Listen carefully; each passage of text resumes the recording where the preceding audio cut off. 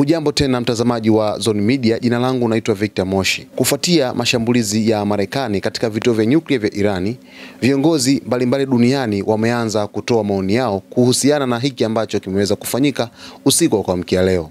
Sasa Katibu Mkuu wa Umoja wa Mataifa Antonio Guterres ameelezea wasiwasi wake mkubwa kufuatia mashambulizi ya kijeshi yaliyofanywa na Marekani dhidi ya ardhi ya Irani, akisema kuwa hatua hiyo ni ongezeko hatari la mzozo na tishio la moja kwa moja kwa amani na usalama wa kimataifa. Kupitia ujumbe aliouandika kwenye mtandao wa kijamii wa X, zamani ukiitwa Twitter, mapema Jumapili hii, Guterres alisema kwamba ninashtushwa sana na matumizi ya nguvu yaliyofanywa na Marekani dhidi ya Irani leo.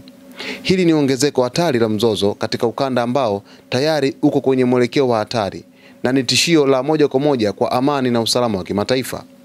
Guterres alionya kuwa kuna hatari kubwa ya mzozo huo kudhibitika haraka na kusababisha maafa kwa raia, athari kwa ukanda mzima wa Mashariki ya Kati na madhara kwa dunia nzima. Akiwa katika sauti ya msisitizo, katibu mkuu huyo alitaka jumuiya ya kimataifa kuchukua hatua za haraka kupunguza mvutano uliopo.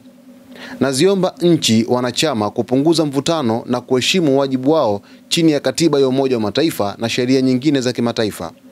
Katika hitimisho lake, Antonio Guterres alisisitiza kuwa hakuna suluhisho la kijeshi kwa mzozo huo na kwamba njia pekee ya kweli kuelekea mbele ni kupitia diplomasia na mazungumzo.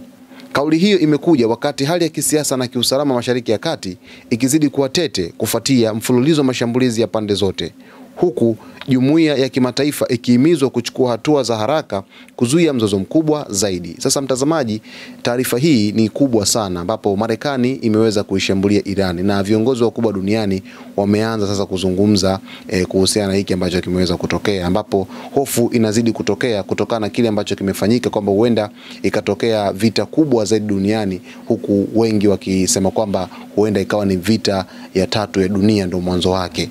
Sasa tufuatilie Zone Media ili uweze kufahamu taarifa za undani zaidi. Jina langu ni Victor Moshi.